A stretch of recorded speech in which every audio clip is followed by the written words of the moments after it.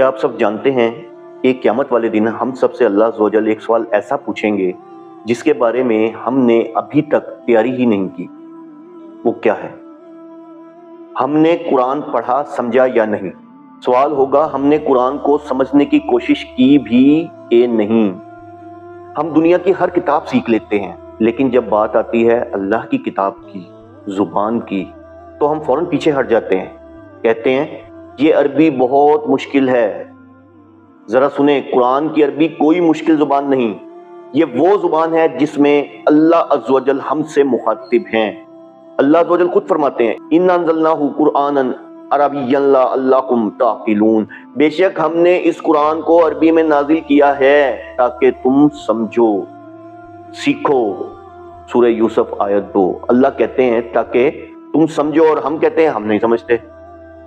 देखें, ये सिर्फ गफलत नहीं है, ये बहुत बड़ा खसारा है। मैं आपसे इल्तिजा करता हूँ, अपील नहीं फरियाद करता हूँ, खुदारा कुरान को सिर्फ सवाब के लिए ना पढ़ें, इसे समझने के लिए भी पढ़ें। कुरान की अरबी सीखें, आहिस्ता आहिस्ता, थोड़ा थोड़ा, लेकिन आज से। याद रखें, जिस दिन कुरान समझ में आ गया उसी दिन दीन दिल में उतर जाएगा। फैसला आज करें। कुरान सिर्फ पढ़ना नहीं है, समझना भी है।